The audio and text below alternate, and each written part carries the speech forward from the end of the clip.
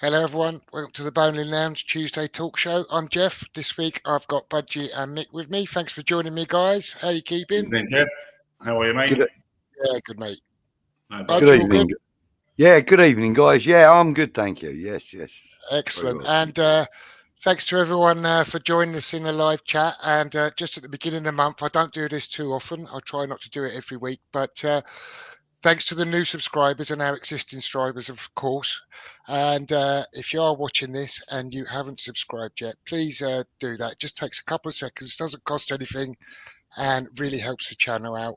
And if you could all like the video on the way out, that would be great, guys. So welcome to everyone. We're going to sort of talk about the Leicester game. There's not an awful lot to talk about there. I think it's all probably been said by most channels before, but some of the reactions been interesting. And you were doing a watch along, Budgie, and I popped into your stream at half time and said, God, it's that comfortable, it's tedious. And Tony said, oh, there's no pleasing, Jeff, but I feel like I'll qualify that a little bit.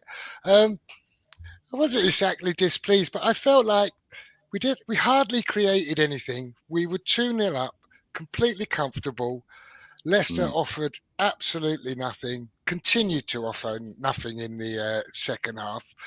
And although it wasn't the most inspiring game, it was an absolute walk. It had the air of a pre-season friendly about it, I thought at times. That's how poor it was. And Leicester just dropped in, no ambition. And I don't think we really had the guile to open them up. I don't know what you guys think. I'd be interested in your feedback on that, and everyone in the chat, get your opinions in as well. Yeah. Do you want to go first, Mick? I don't mind if you want. Go on, mate. I didn't see all the game. I watched some extended highlights later on in the day. But evening, Leslie. Yeah, Jeff's kind of right. But what was in my mind when I was watching it, that under Lopetegui, when we went up there, we got beaten 3-1, 4-1. 3-1 we lost up there, yeah. So, yeah, you just got to... We just don't want too much too soon at the moment, yeah. We're in a very difficult position as a club financially with players that we don't want. He's got a lot on his hands. You take the win, move on, 3 points. We're 110% safe now, and it's all about next season. And he's just got to do what he's got to do to see the season out. So, yeah, you can be critical. You can be critical on any analysis of any game. Even when you've won 5-0, you could have won 7-0. But they've done the job they had to do, and for me, that's good enough. Yeah. So I said, I don't know, several weeks ago, he's got a free hit here. We're not going down. Yeah. So he's doing what he's got to do. And if we're sitting here this time next year going,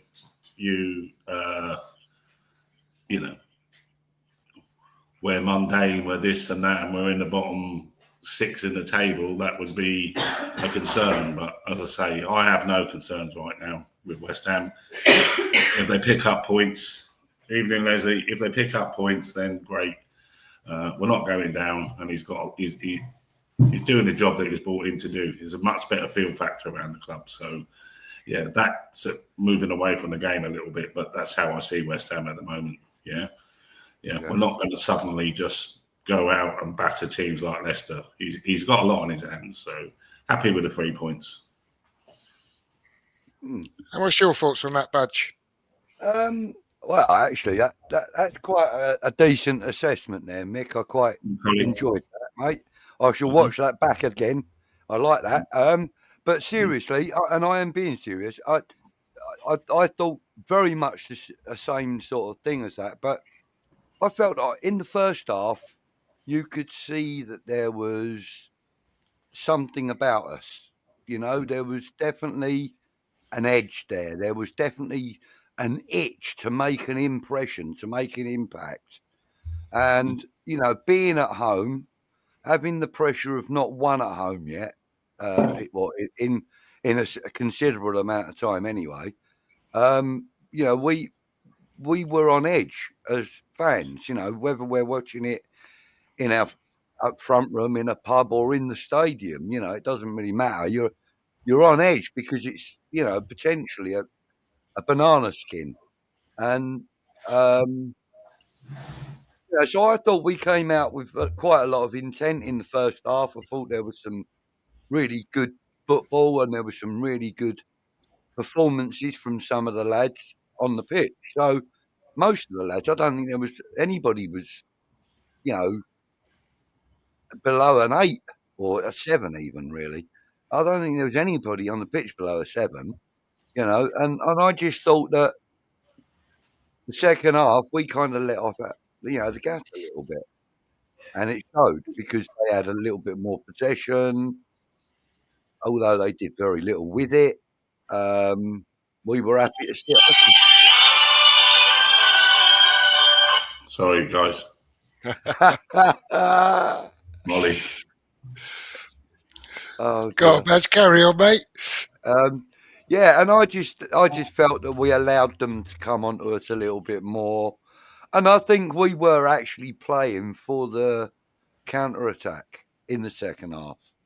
I think we played kind of on the front foot a little bit more in the first half, and then we sat back a little bit more and let them come onto us and tried our hands at the counter-attack. And I think we were comfortable enough to be able to do that. We just did nothing with it in the second half, really, to be fair. What I found quite interesting was some of the fan reaction to it. So the last 2 games, actually, some were pretty dissatisfied with the style of play at Arsenal, referring it to like a Moyes-like performance. I didn't personally see it like that, and I said that last week, so I don't want to kind of go over that ground again. But it was referred to again as a bit of a Moyes low block performance against Leicester. And I don't really see that way. I think it was definitely more of a 3-5-2 than a 5-3-2. Yeah. Tried to control the ball. There was a low block team there, but it wasn't West Ham. It was Leicester. And yeah, they just dropped in their shape and said, try and play your way through us. And we couldn't really do it. And we didn't need to in the end. And it went backwards and sideways a lot. But we didn't need to do anything. And they didn't try to get it off. I've never seen Vardy so passive. Yeah. In a game. And I think, the point I made about us sitting back a little bit more in the second half and letting them come onto us, I think that was like actually part of the plan from halftime talk. We weren't getting any joy trying to batter their defense. Okay, we got the goals, but to be fair, their defensive work rate was pretty good. And it showed we could have had a lot more goals if their defense hadn't have been quite so good. So we've also had 2 clean sheets in 2 games, which is really important. Really, really important. That for me, that's massive progress because you can't win football matches keeping winning goals. Yeah, I mean, at the end of the day, you're managing a win and a clean sheet all in one game. Yeah, and to be fair, I thought that was managed pretty well in both games. the last 2 games are like the last 2 games at home against Arsenal, we've conceded 11 goals. So we've gone up there and kept a clean sheet and pinched one. So if you put the context of the last 2 games and the 6 points, what it does for us, right? We've gone to Arsenal, got a really good result against a team second in the league. Yeah. And then in the game against Leicester, that basically is the 3 points that secures, without doubt, really, our Premier League future. And it was so comfortable and we were completely in control of that game. The reaction is quite strong, to say that was the 3 points that secures our future. Oh, and it's dreadful because we won it so comfortably. I think the difference is we've got Newcastle next. It's very different opposition. I don't think we'll get. I know they've got one eye on the cup final, but I don't think the game will be quite as comfortable against Newcastle as it was against Leicester. They look absolutely doomed. If you look at that performance, and that performance reminded me a little bit of Sheffield United last year, where we went out one comfortably 2-0. Everyone was really upset that they didn't go and bash them for 5s and 7s that they'd been done the weeks before. But we just went out 1-2-0 comfortably, and everyone was really upset about it. And it was a bit like that. And the thing about Potter's football, if the people are not happy with the football that they've seen under Potter those last couple of games, I actually think that is like Potter ball, isn't it? Like, he wants to control the football when he can, control the football match when he can. And traditionally, his teams have struggled to carve out great chances or score lots of goals. And that's kind of been reflected. But we've got 2 clean sheets, right, in those 2 games, as you said, Nick. Back-to-back wins for the first time this season. First time in a year, but this first time this season. So... yeah, it's progress. It's progress. He's came in, when he's still got he's got the Danny Ings of the world there, still in his squad. Fulcrum that he would never have bought, He's got to deal with that in the summer. He's got a lot to deal with. So yeah, that's a great comment. Some people just want to moan. I'll tell you how tough that league is, and I'm sure we all know it's a tough league, yeah. Everyone is berating Manchester City. Yeah. Everyone. Yeah, they're falling apart. Where are they? They're 4th. Yeah. 4th. If we were sitting here and we were 4th, yeah, we'd be like, wow. Yeah. Manchester City are sitting there 4th. And everyone's saying, they're not the team they were. That's how good that league is. Yeah. So if you keep 2 clean sheets, pick up 6 points in that league, you're doing a job, and that's the thing. You have to balance it out. Aston Villa are in the last 8 of the European Cup now. It looks like they will be anyway. They're 3-1 away from home. Yeah, I think they're laying in 8th or 9th. Yeah, the strength of that league and what people expect is some of it's just not real. Yeah, it's just not real. Yeah, Bournemouth. I mention them every time. I just love watching Bournemouth. Yeah, I mean, how they're doing what they're doing is incredible. Yeah, but at the end of the day, it is a tough league to be in. So I think we've got to stop moaning about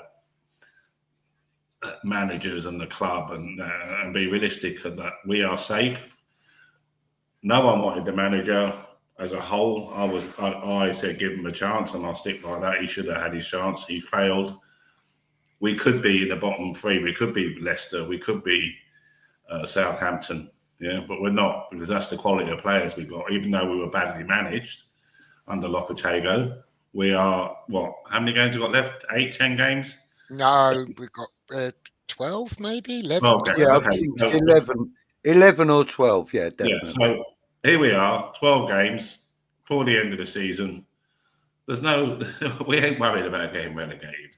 Yeah. Yeah. And considering a few weeks ago, we were looking over our shoulder going, if we're not careful, right? Considering the turmoil that they've had, you've got to take it. You just got to say, we'll take this season. There was a comment earlier on, it is what it is.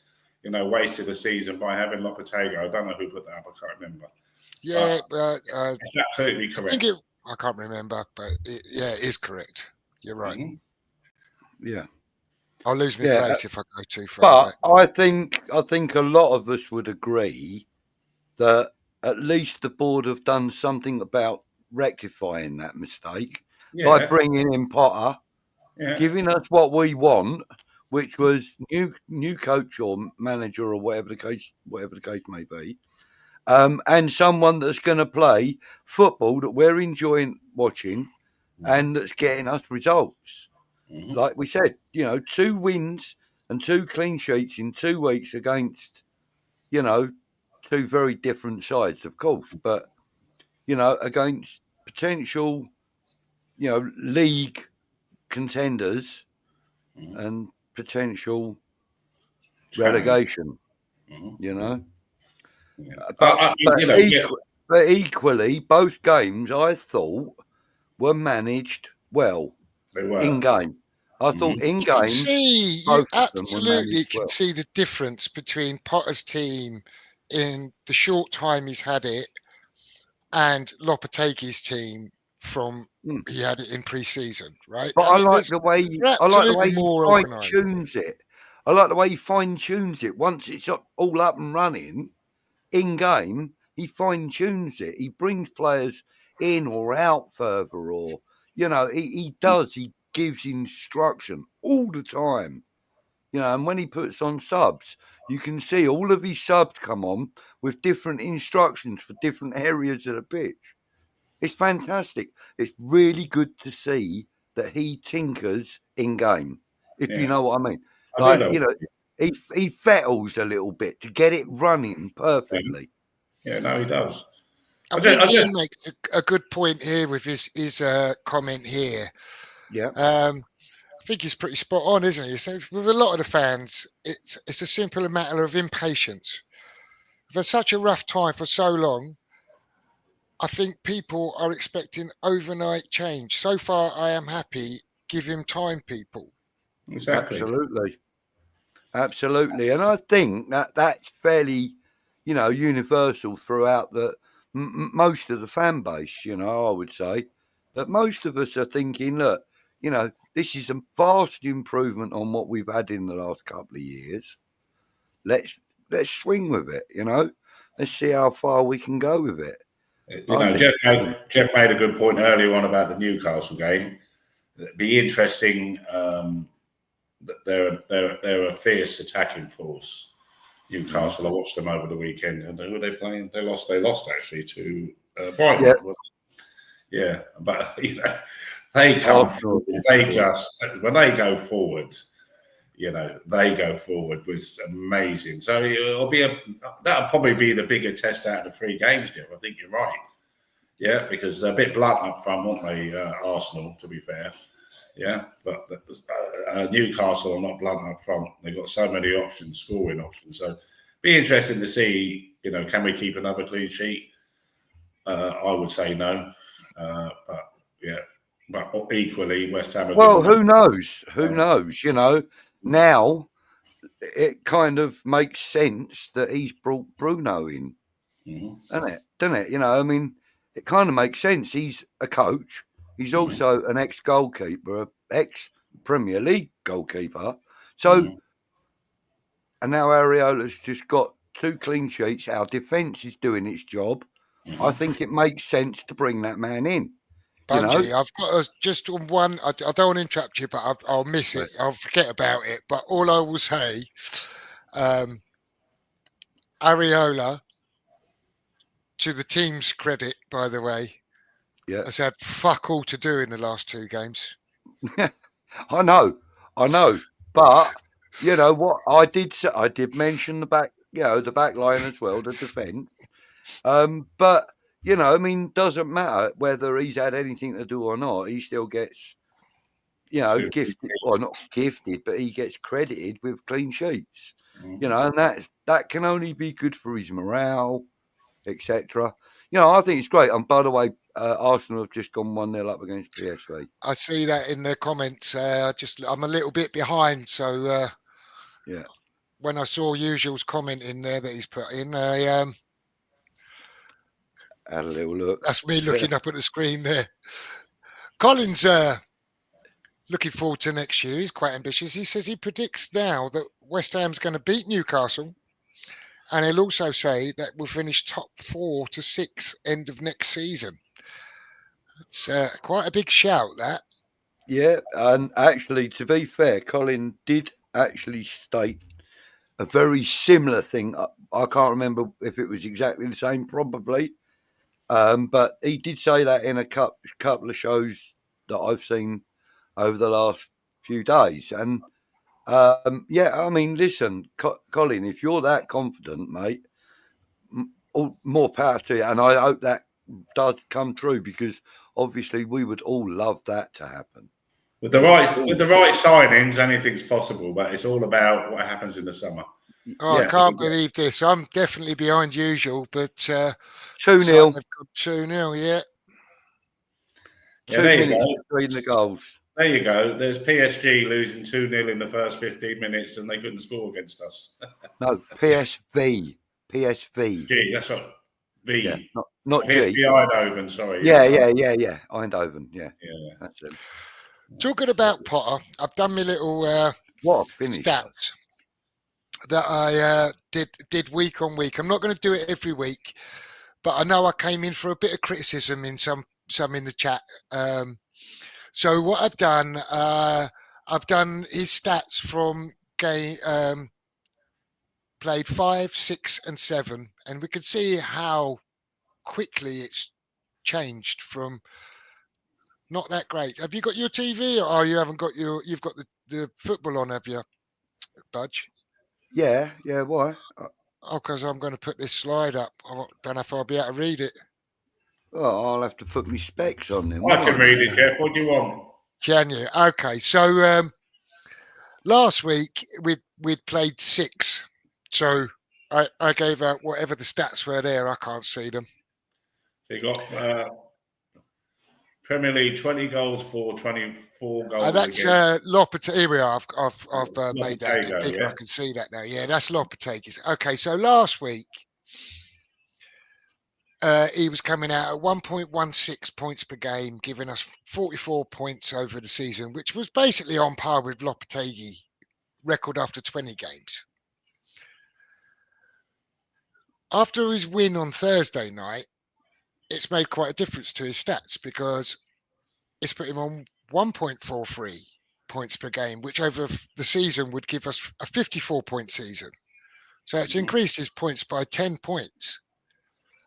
But before the Arsenal game, he was actually on 0.66 points per game, giving over a 38-game season would give him 25 points. So over the space of those 3 fixtures, his stats have changed quite dramatically. And I did say last week, it was all just, wasn't really trying to demonstrate a great deal by doing it. It was just a little bit of fun. But hopefully that's provided a bit of balance on the sliding scale of how quickly it can change.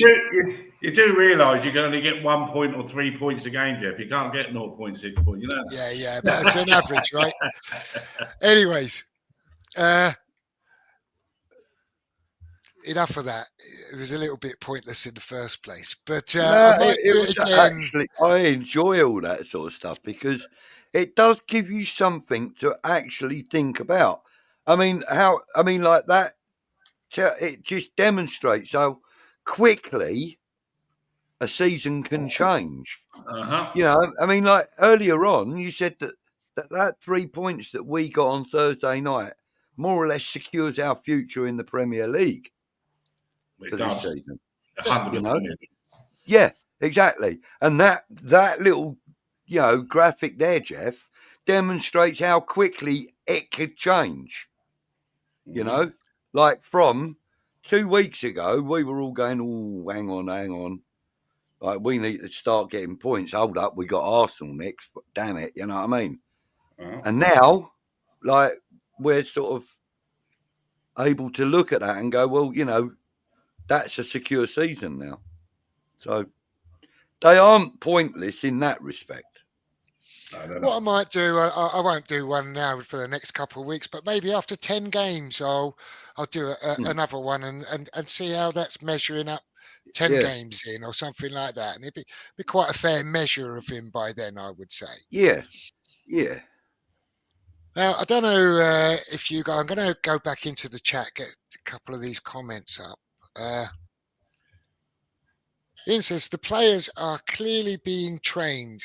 They seem enthused. They are beginning to work for each other, and they clearly buy into GP. For me, that's all very refreshing and upbeat change. I can't argue with any of those observations at all. I agree totally with that. We, as a team, we look much more organised. We look like they're getting coached. They look like there is some kind of plan. Some people might not agree with the plan or the way we're approaching games, but there definitely is a method to the madness now. Yeah, there's also the human side to it. People just again think footballers are robots, which they're not. And reading some of the stuff when Lopetegui left, that the only one who wished him well was Jared Bowen. Yeah, no one else did. A lot of football management is about putting an arm around a player sometimes and making them feel good. So he's brought a feel good factor to the whole squad in terms of like they feel that they're appreciated. And they're part they're part of something that he's hoping to build. And that's a big thing. You look at Hammer at Man United, and he has nothing good to say when he comes on. He's doing that publicly, and you think, and you wonder why. Yeah. Leslie's saying Newcastle may not be 100% committed. The cup final in 6 days.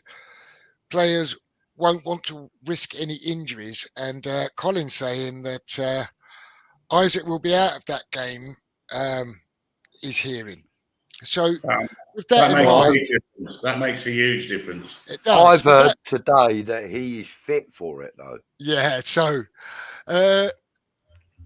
as we whether he plays conversations him or move not, to Newcastle, it's a little bit away, but perhaps we should talk about that because the game will be over by the time we're back on next week, guys. You know what's going to happen, Jeff? Sorry to interrupt. You know what's going to happen if Isaac isn't playing, isn't it? Going to have Callum Wilson. He loves to score every time he puts a bloody shirt on against us. He does, yeah. Any shirt, it doesn't matter what shirt. Any shirt. Honestly, it could be a Crawley Town shirt. He'd score an honestly. Honestly, he's a nemesis to us. Little bugger. Moving on to Newcastle. This is your bit because I love the way you present these stats, Budgie. So I'm going to put them up on the screen and I'm going to let you work your magic with them. If you can see them, can you see them all right? I can see them perfectly well, mate. Yep. Right, so Newcastle's league position 6th at the moment on 44 points, which was our projected finish this season if we'd have stayed with Lopetegui. Anyway, so their current form is they've won, lost 2, won, and lost another one. So 3 out of 5 games they've lost, 2 they've won, no draws. They lost at Fulham at home. They lost City away. They lost at Liverpool away. They won at Forest at home. And they won at Southampton at home. So they're doing better at home than they are on the road. Southampton they beat away. Sorry, my apologies. Yeah, away, sorry.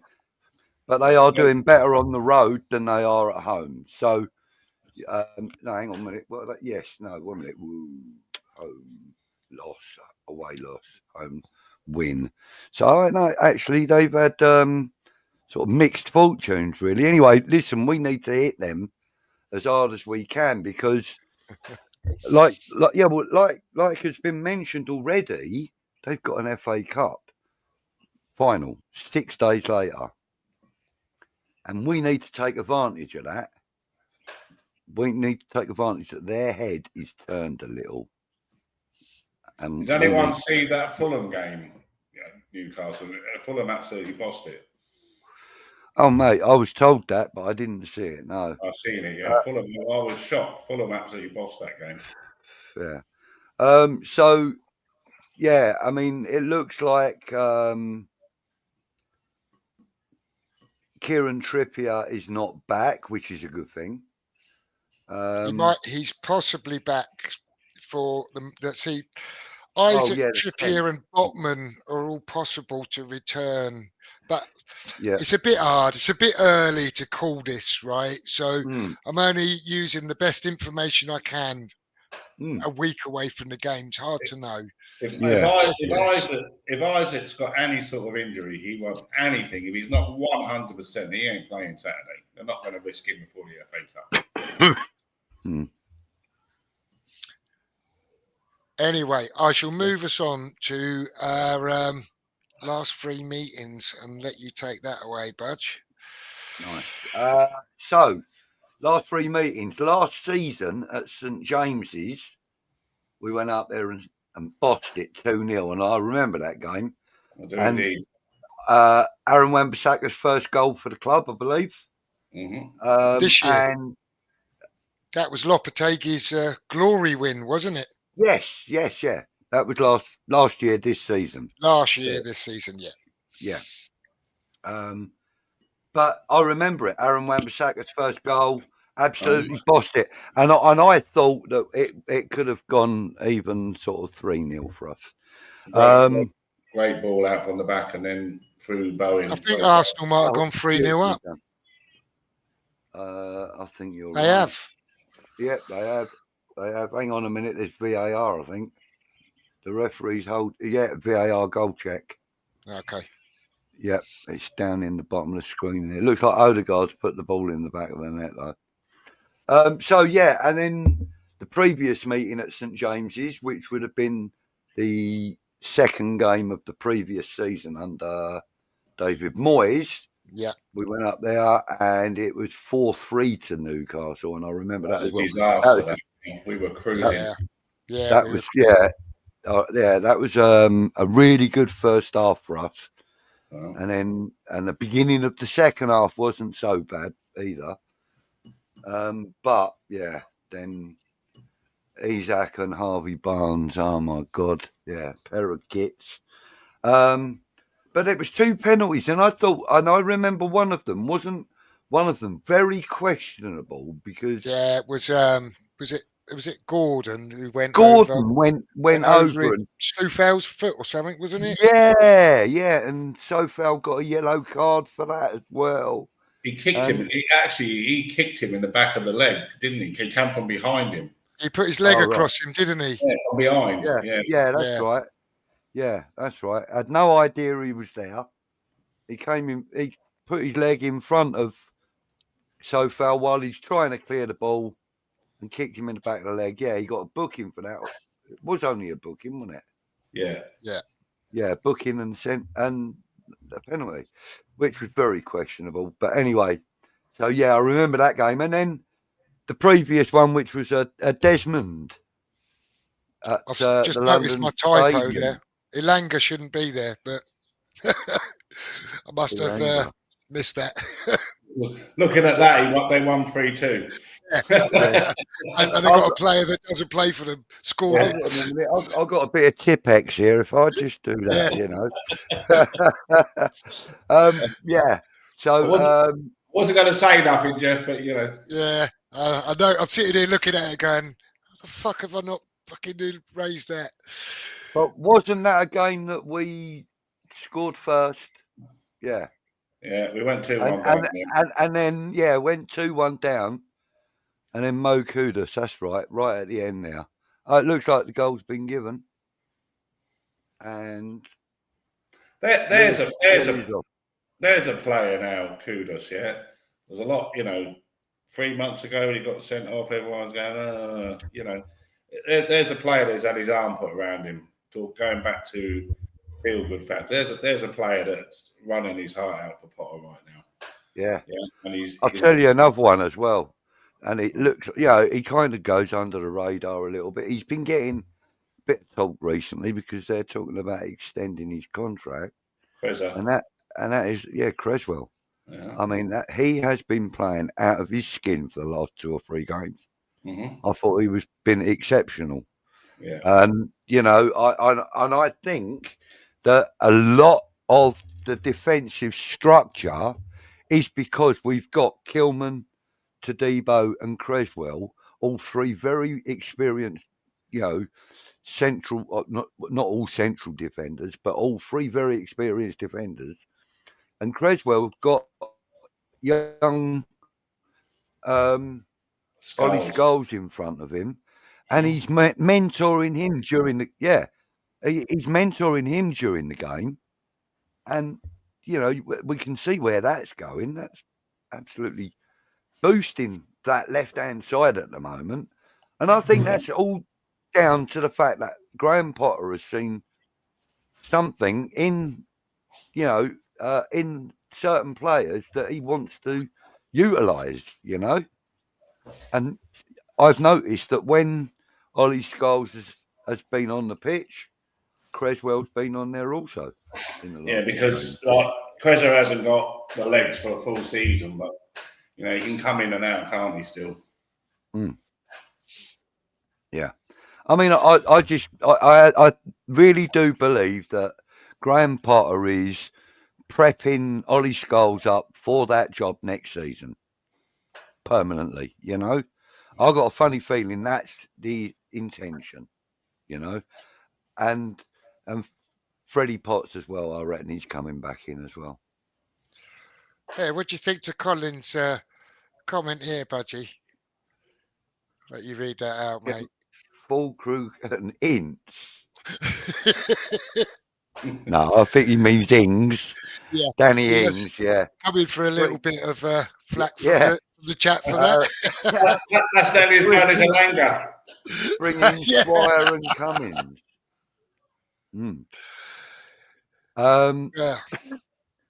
What about the lad that's out on loan at the moment? I'm terrible. Who's Freddie Potts? No, the little forward that scored the last goal of the season. George Gertie. Yeah. I mean, there's another young player that he may well, he may well bring him back. Yeah, I mean, look, he brought James Ward-Prowse back, and I don't hear anybody saying anything negative about that. Anybody? No, he's not not playing left wing, is he? No, but not only like the West Ham faithful or the West Ham community. I was saying Marshall. Is that who you meant? Callum Marshall. Yeah, he's a good little player as well. We've got a bundle of decent young players. Guilherme. We seem to forget he's only 19. What was interesting is that I don't possibly could have been injured, but I didn't hear it. But I noticed that obviously City played Plymouth at the weekend, didn't they? Man City. Oh yeah. And there was no Obama and Bumba, what his name in the squad there, was there? You know what I mean? So yeah. It's interesting when we talk about these young players and they want to leave West Ham and blah blah blah. But what a season he may have had of opportunity with the way the season's gone.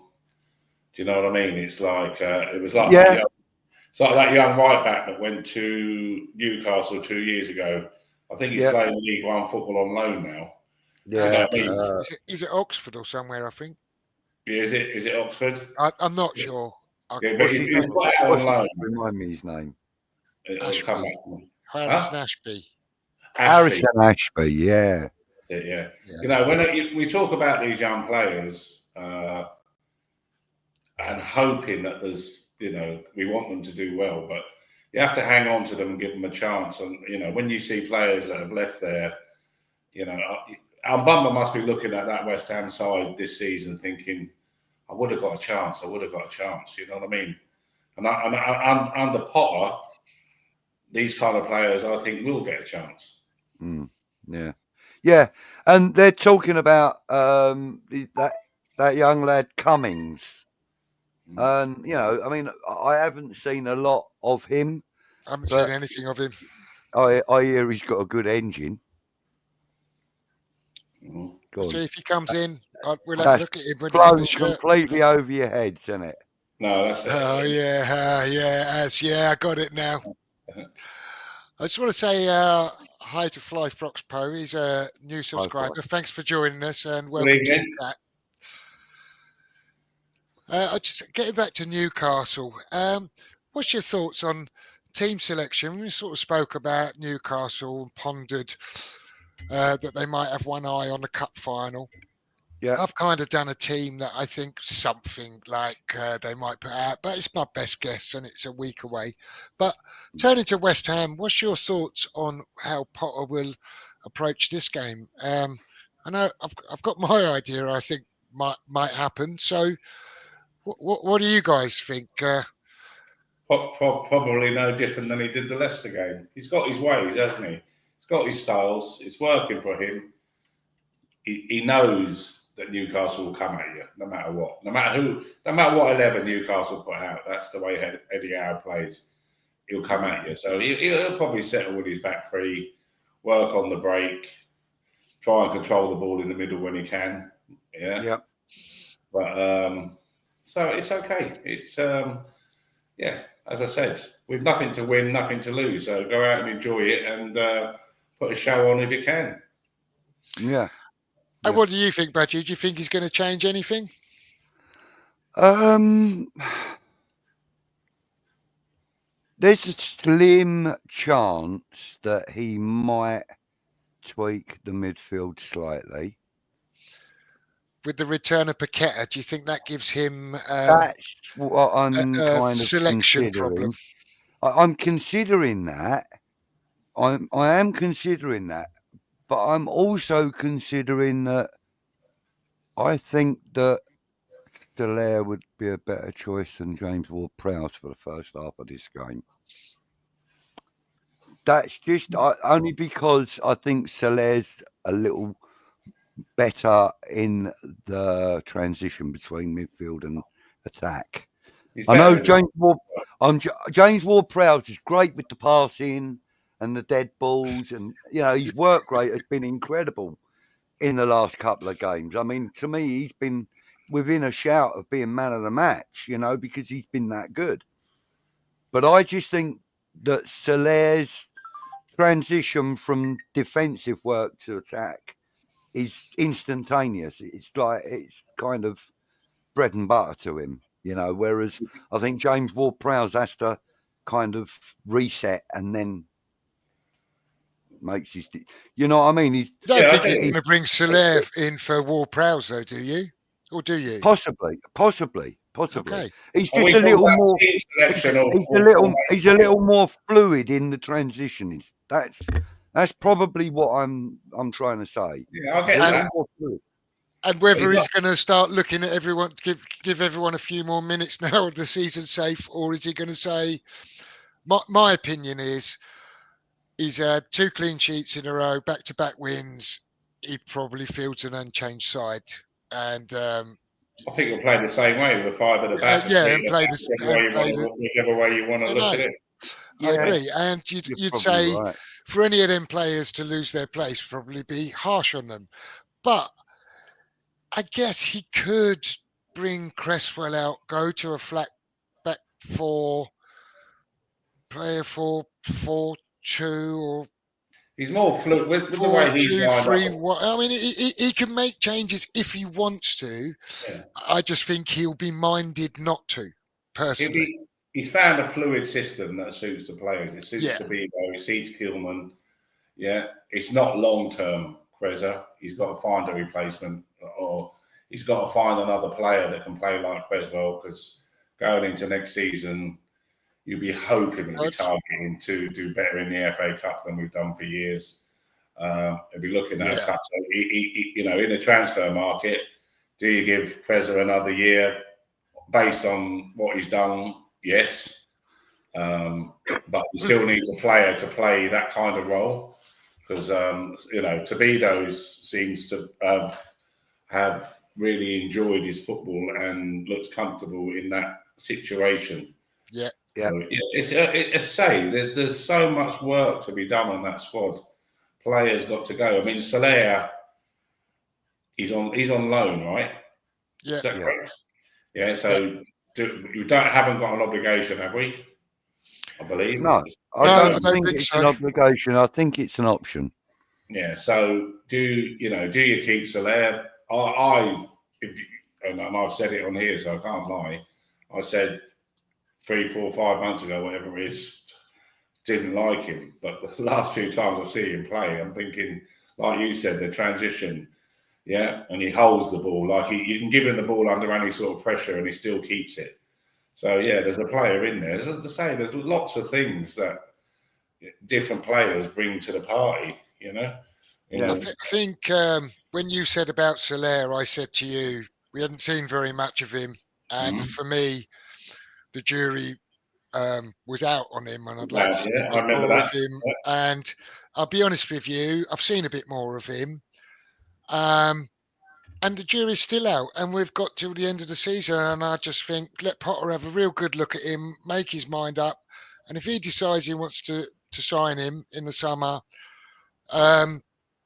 fair enough. I'm not going to argue about it. And if he says no, I'm going to say okay. I kind of like if he thinks he's going to fit into his system, and he can get the best out of him, I'm okay with it. I don't think Soler's a bad player at all, and we're starting to see more of him than we had done previously. But I'm not falling over myself going, what a player. I'm still a little bit okay. I want to see a bit more, You can't have a team of what a player, can you? You can't have 11 what a player when you're on the pitch. No, for sure.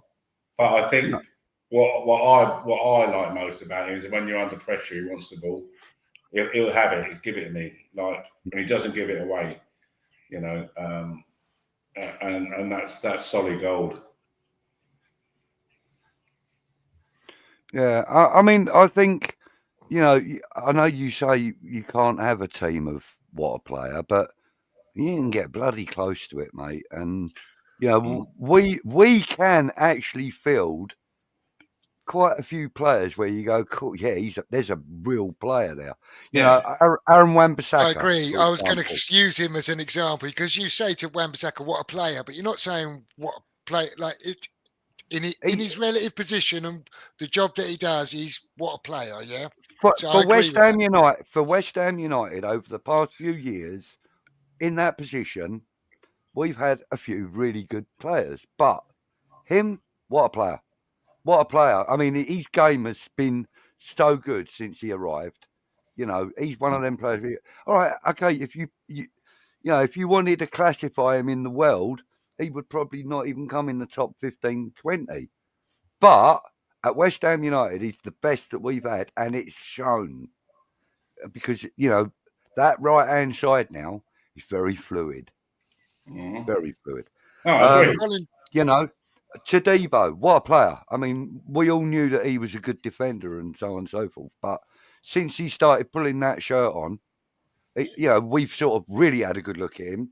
I really like Todibo, but I still I want to see a bit more of him before I start putting him in the what a player category. All right, fair enough. Obviously, Kudus and Paqueta, we know that there's what a player in both of them. I'd put Jaron Bowen in that list. Yeah, Jaron Bowen is, he's a proper player, isn't he? Of course. And dare I say it, stick my neck out a little bit, I'd put Somerville in that list now. Potential. What I've seen of him I love Somerville. Is that, we bought the player of the championship from the season before, last season or whatever it was. We bought the player of the championship. He got that accolade from the championship. We bought him for a reason. And you can see what that reason is every time that boy pulls his boots on. He gives everything he's got in every minute he gets. Not available for a while, though, so... I know. If he was next season, it doesn't matter. Come back and be strong. He's a great player. But potentially, what a player, Yeah, potential. And I think also, you've also got to put Fabianski in that list right at this moment in time. I mean, look at the service we've had out of him, and look at the his service to the club's been brilliant. And look at the performance. But look at the performances he's pulled out in recent times. He's pulled out some cracking saves and stuff. Where we might have got away with like a 1-0 loss or something, where without him in between the sticks, it might have been a 5-0 drubbing. So it doesn't matter whether we've had losses on, with you in the sticks. I think, the fact that he's been here so long and he really commits to the club with everything, his son's in the bloody academy, Yeah. Yeah, goalkeeper. So, I know. I think he's not. I think he's a midfielder. Anyway, I feel like believe we're he's a talking midfielder. about Fabianski now. It's almost like we're reminiscing. So No, I'm going to right, move go on to Collins' team here. I'm Yeah. guessing this is the team Collins would like to see against Newcastle. So he wants to see Areola in goal. Looks like he's going with a flat back four of AWB, Todibo, Kilman and Scarles. He wants to see Guilherme at left midfield, Soler and Alvarez, Kudus, Bowen right midfield, and Ferguson up front in a 4-5-1 formation. Yeah. He could do something like that. Don't think he will, and I definitely don't think he'll start Guilherme. But I'm guessing this is Collins' team and what Colin would like to see. So fair enough, mate. Yeah. I'd like to see a team like that, but I think that the one thing that he will do is he will make sure that he's got plenty of cover on both flanks, because that's where Newcastle are very dangerous. Yeah, that's where they're really good. Yeah, they switch it very quickly. Yeah, I've just read Usual's comment. I'll put it up in a minute, but it's made me laugh. All right, okay. The earthy. Sorry. Yeah, I've just come into it now. Yeah, Leslie says, would you like to see Earthy as backup, or do we loan out next season? So I can tell you're itching to answer that, Mick. So far away, mate. He's got to come back. We moaned at Moyes about young players. We moaned about Lopetegui with young players. Yeah, they've got to come back and work under Potter. He has a great history of bringing on young players. It doesn't necessarily have to be backup. Yeah, there'll be times in League Cup games and stuff like that, and there'll be times it can come on for 20 minutes at the end, like Liverpool do. What Klopp did for Liverpool, bringing all them kids all the time. Yeah. Boom, boom, boom. Yeah, the transition with the young kids, all right, they lost at Plymouth. Yeah, but through the last season of Klopp, you've seen what he done with the young players, and we've got to do that. No point in having an academy if we don't bloody use it. I'm going to let you answer Leslie's question, Budgie, and then I'm just going to expand on that question and see what everyone's reaction is to that as well. So what do you think, Budgie? Would I like to see him as a backup, or do we loan him out? Well, look, I think the fact is that we are going to be active in the window.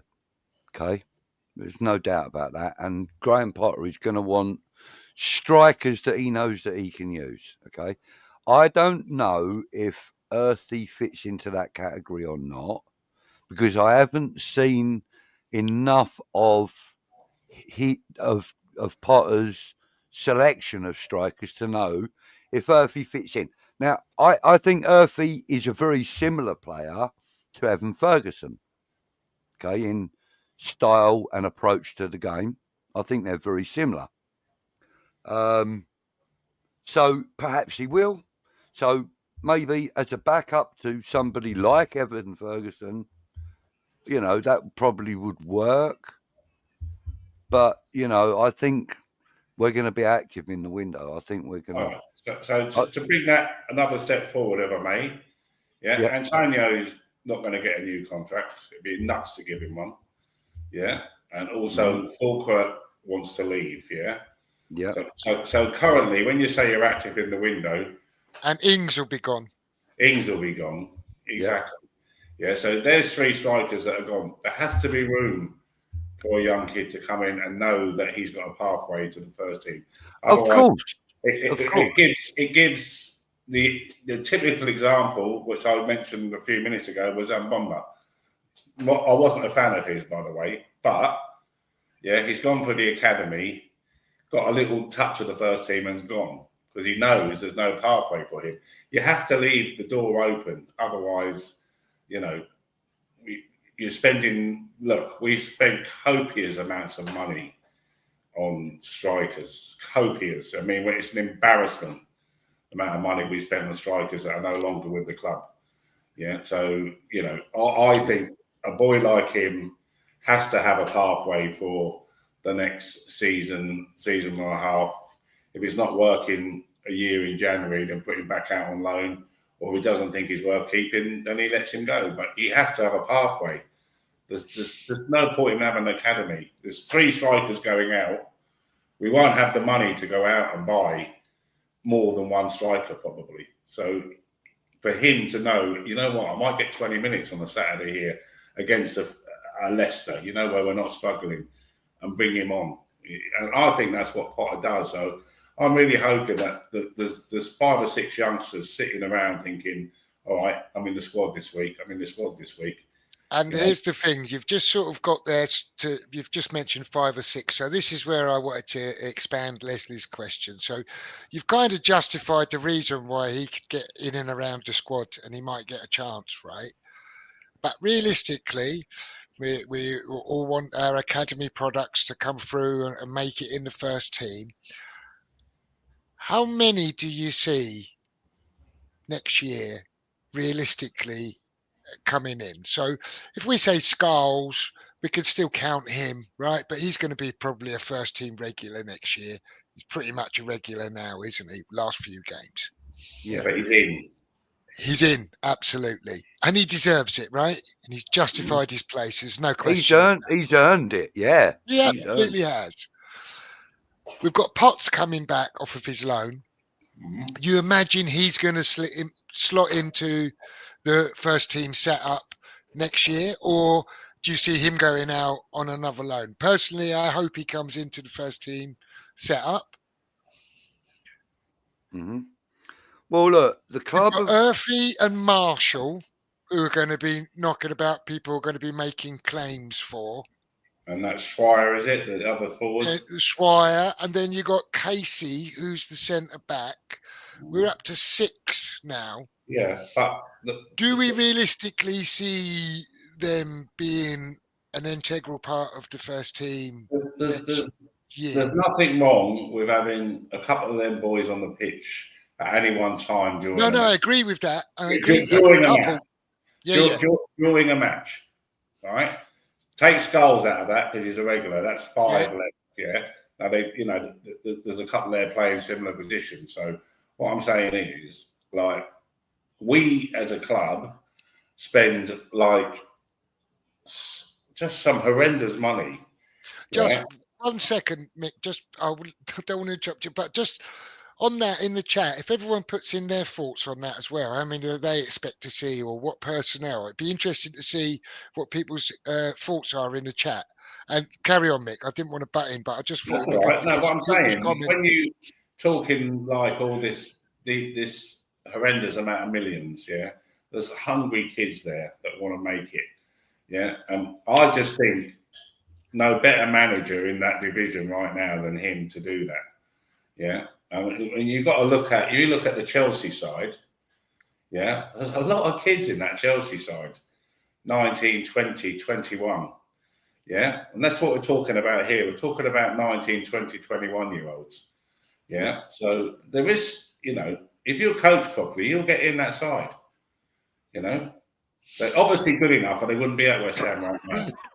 Yeah, they've come this far. You don't come this far in professional football, this far, Premier League, unless you've got something about you. So that they need to have that chance. It's just time that we stop buying players that are average. You might as well have an average youngster that's go out and spend millions. Yeah, and then you'll unearth. We've already earthed a diamond in Skulls, so I'm sure there's others there as well. Now, completely altering the tack here. Usual says he's just dropped a tab, and he looks like he's watching University Challenge now. And Howard says is Scumbag College. Fly Fox Pro says he thinks we have too many midfielders right now, and the only way we pick him is if Paqueta gets stitched up. And of course, that is something that we we don't know whether Paqueta will or won't be available to us next season, and that could have an impact on some people's chances as well, right? Yeah. Well, yeah. And he goes on to say, my two little boys love Somerville. They are so sad that he is hurt, and they ask every game if he's going to play. And hopefully he'll be back soon. Damien's in. Good evening, Damien.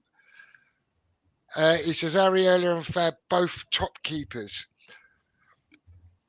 Yeah. I don't think there's much between the two of them. I'll be honest with you, and doesn't bother me which one of them gets picked in a match. I don't think there's much between them. I'm still that we need an upgrade on keeper, but that's not. No, I agree with that, but I don't think there's much between the two of them that we have. Make West Ham great again says, did you hear it was Tim who got rid of JWP when Lopetegui wanted him? Another Stighton masterclass. I don't know anything about that. I hadn't heard or seen that.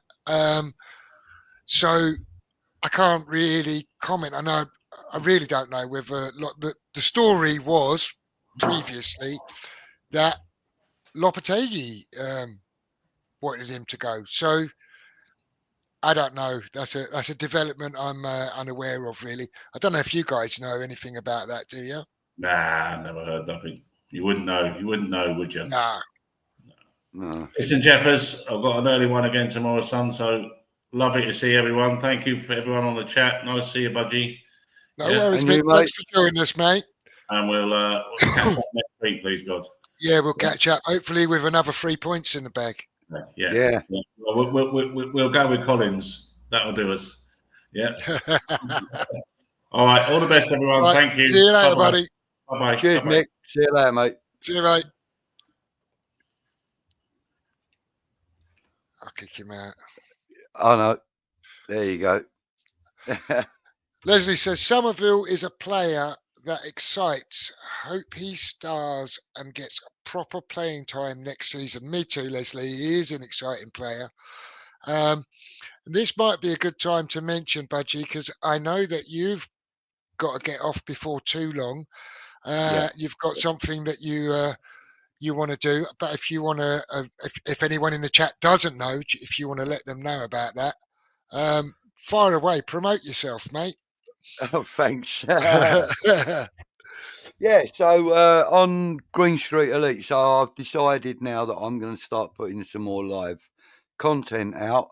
So I'm at 10 o'clock, I'm starting a new show called Squad Rotation, where I'll have a panel of people from different clubs, you know, on the panel. We'll talk a few minutes about each other's clubs and our own clubs and so on and so forth. And this week will be the only week that I'll be representing West Ham. I will be a neutral from next week onwards, because I will be having some guests like yourself and Tony, and, you know, I'm hoping to get one or two other West Ham YouTubers on to sort of represent West Ham. That's why it's called Squad Rotation. So I'm going to hope to have different people from on there each week. So it's only going to be an hour show. So it's like 4 people on the panel. So, you know, roughly about 15 minutes on each team. So just something a little different. Superb. Epic Hash Time says, Budgie, he says, I've seen nothing from Ferguson that suggests that he's good enough.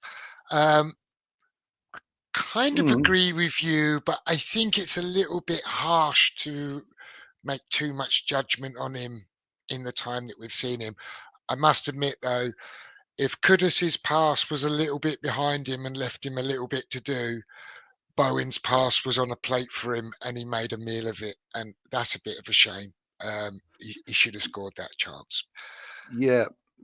I think that, you know, there's a little bit of like rabbit in the headlights about that, you know, for him, because, you know, I know he's the striker, he's a professional, he should kind of be able to cope with, you know, this and that. But, you know, new club, new players, new way of thinking, you know, although he's worked with Potter before.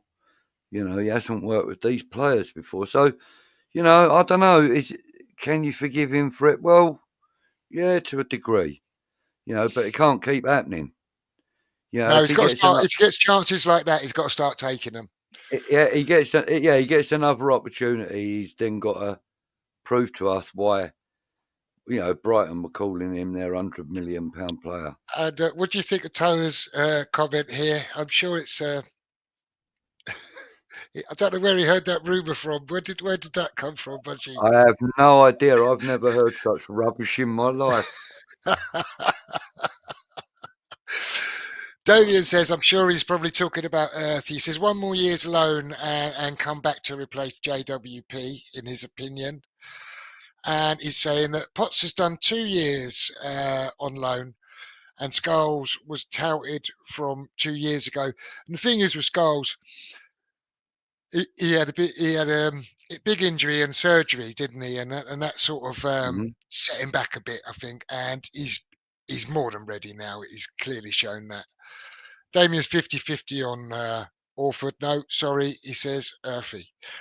Orford, I think, needs a loan. I will say that. I think he looks, he's lively, but I think he looks a bit slight for the Premier League, but he might benefit from a loan. And Usual says,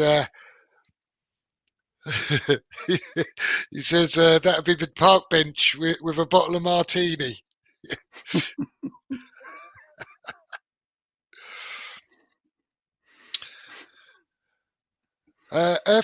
Damien says, Earthy doesn't come back the player you want him to this season, but it's up to him. I think he needs another year. Potter's been playing 90 minutes back to back for 2 years. Although the thing is, I have noticed Potts hasn't played the last 3 games for Portsmouth. I don't know what's going on there because he's been performing really, really well for him, and then he seems to have dropped out of the team. So yeah. I don't Maybe know he's had what the situation an is there. injury or something, or He's been on the maybe bench though, so yeah. he's Oh, been a is he? part of the matchday squad. So yeah, I All right, don't quite okay. know what's going on there. Maybe they're coming to a certain amount of match minutes that they don't want to exceed or can't exceed. It's possible. I don't know. You know, he is, you know, owned by West Ham United, of course. You know, so I think Earthy's an attacking midfielder, and Jeff. Yeah. Yeah, I Sorry, I'm think trying to yeah. scroll There you through go. the. Yeah, he's a 10. Yeah, that's the fella. But I reckon that I've got a theory.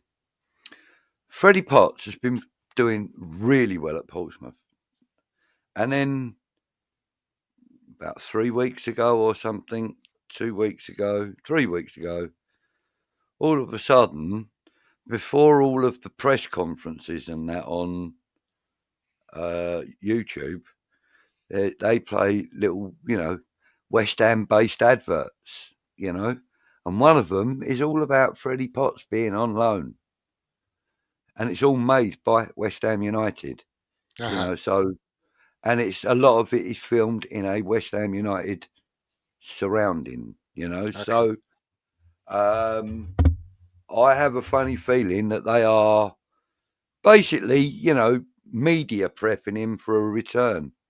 I hope so. I'd love to see, and not just me. The majority of the fan base, I'm sure, would love to see Potts next year. I'll kind of paraphrase one of the lines out of that video. Okay, go on then, mate. Where he says, you know, I'm a West Ham player, and you know, it's my dream to start playing regularly for West Ham United. So for him to say that, and for this video to be centered on him alone and about his life on loan, etc., mate, it screams of, you know, a media heads up. You know, that's what it is. It's a heads up. He's coming back, boys and girls. Get ready to enjoy. Make West Ham great again says these youth players are a dream for Sullivan. He can save money by not signing players. I mean, I guess there's some truth in that, but we can't have it always that we want to see the youth and have academy players in and around the first team, and then when they are, say it's Expect because them it's to go David out and win the Sullivan. Conference League or something.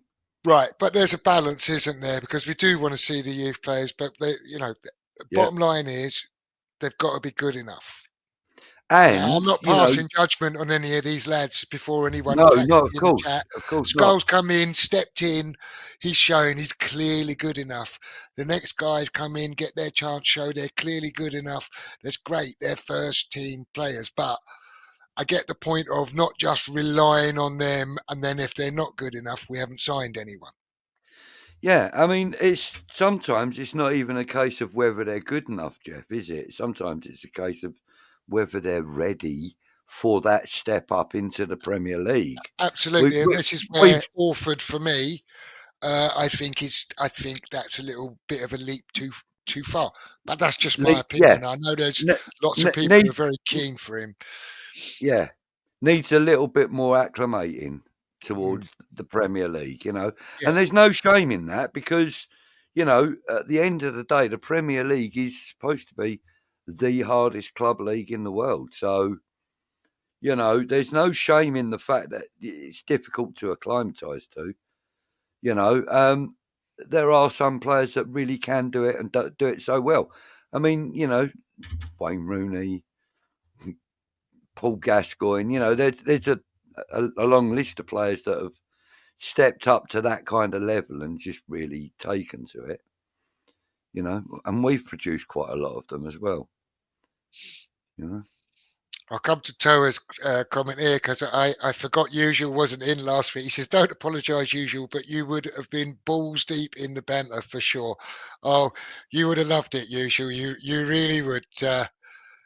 But Antonio didn't make the bench, so unfortunately. Right, yeah. That was a slip of the tongue. They're not going to let you live down for a while, Budgie. I know. Don't ever say what's on your mind without actually checking with your mouth is in gear first. It was your Ince moment, wasn't it?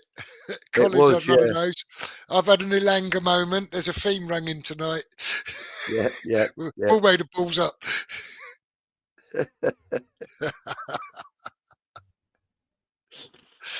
Oh, it was good fun though. So anyway, I know that you can't be too late, and we've kind of been waffling on. I'm trying to catch up with the comments, but returning to Newcastle, you've got any predictions? I know it's a bit early in the day. I know what I'm going to do. I'll give you my predicted stroke preferred lineup. Okay, I'm going to be realistic with it. So I'm looking. It's going to be 3-5-2 or 3-5-1-1, if you would prefer. And I'm looking. Obviously, Areola, I think, will be in goal because he's doing and done nothing wrong. I think you're going to see Tadibo, Kilman, and Aaron Creswell as the three, with Aaron Wan-Bissaka out on the right. I think we'll see Oliver Scholes out on the left. If not Ollie Scholes, maybe we'll see Emerson out there. But I'm leaning more towards Ollie Scholes because if it ain't broke, don't fix it. And he's been better than Emerson in the last few games, right? He has been superb. Evening, Mama Flossie. Thanks for popping in. Good evening, Mama. Hopefully I'll be talking to you personally in about 45 minutes. She's on the show, by the way. Yes, and I think that, Oliver Scholes has done nothing wrong. In fact, he's done everything right. He's really put us... Usual's done me. Nuremberg. Looking at Budgie, I'm getting Nuremberg trial vibes with them earphones on. Jesus. How can you be serious with people like that? He's supposed to be me fucking mate and everything. Like, But yeah, no, I think like that's what we'll see as the 3/5, defensives.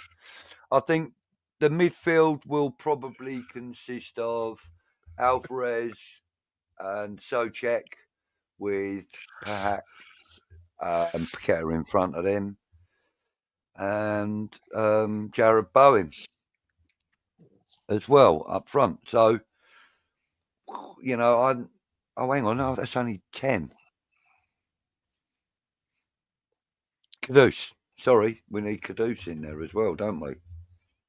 That's the 11 that I'm predicting that we will see. Where he puts them is up to him. But yeah, I think it'll be a 3-5-2, if I'm honest. Yeah, me too. I think he'll field an unchanged side. Paqueta coming back might throw a complication into it. Personally, I'd like to see Ferguson start just because I want to see a bit more of him. But if he brings Paqueta and Ferguson in, that involves two changes, and I'm not even sure he's going to make one. But I'll say you keep the same team or start with the same team. And as you said earlier, he doesn't mind making changes. He might change the formation in game. Certainly doesn't mind changing the personnel, tweaking how they play. So he may do that in game, but I'm expecting same 11. Prediction for me, we won back-to-back games for the first time in a year. It'd be easy to start going, they've got a cup final a week later, and they'll have one eye on that, and we'll roll them over. I'm not so sure. I think it'll be a very, very different test to Leicester. I'm going to say it's a 1-1 draw. Sitting on the fence. Yeah, that's very highly feasible. But I'm predicting more goals than that. I think it's going to be 2-1, but it will go either way. I'm pretty sure that it won't be an absolute goal fest because like we've already mentioned, Graham Potter's teams don't actually do that. And Newcastle are having some issues with finding the back of the net at the moment. Not many, but they are having some. So, and if Isaac's fit and back, then it could be very different. But the way it looks at this moment in time, 2-1. Gordon missing is a bonus, but it probably means we have to face Harvey Barnes. So either one of them are falling our sides, aren't they? Damien says it was Tim who got rid of JWP. He can tell. And Make West Ham Great said X said the JWP story. So, well, who am I to argue with X? He's definitely better connected than me. So far more knowledgeable. For sure. Yeah. But I hadn't seen the story, so I didn't know anything about it. Jamie says stupid getting rid of him and Agard. Yeah. I've got my theory about Agard. I told you I don't think he fancies the Premier League. But if he brings him back at the end of his loan and he lines up for West Ham next year and plays brilliantly, I'm happy to be proved wrong, and it would save a bit of an investment on a centre back. So win-win for West Ham if that happens. Yeah.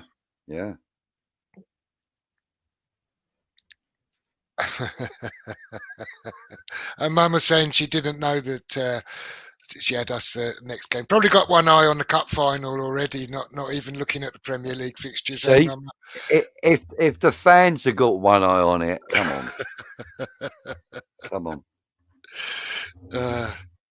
But fair play to them, they are in the cup final. And yeah, absolutely. And I wish them all the best. I hope they win it. Yeah, and they've earned the right to be there, mate. They've played some decent football in that tournament. Real decent football. Play some decent clubs as well. I absolutely hope they win it. And well, with our predictions in, I'm just trying to flick through these comments. I know that you need to get away and get yourself organised for your new stream, and I don't want to be the one to hold you up. And we've pretty much covered everything we can cover this evening. So yeah, okay, mate. I'll say goodnight to everyone. I just thank everyone for tuning in. Again, thanks to the new subscribers and all the existing ones, of course. And we'll see you all next week. Yeah, and I want to say thanks to everybody that continues to support the channel by hitting the thumb up, getting new subscribers in, sharing the channel on your socials. Every one of you that does that, thank you so much. Yeah, absolutely. And with that, I'm going to say goodnight, let you get away, and all right, mate. Hop over to Green Street Elites, guys, and follow Budgie there in about half hour, 40 minutes. 40 minutes, yeah. We're going to kick off at 10 o'clock. Nice and, one. Yeah, we got a panel of 4 of us, so yeah, it'll be nice. Yeah, it'll be nice.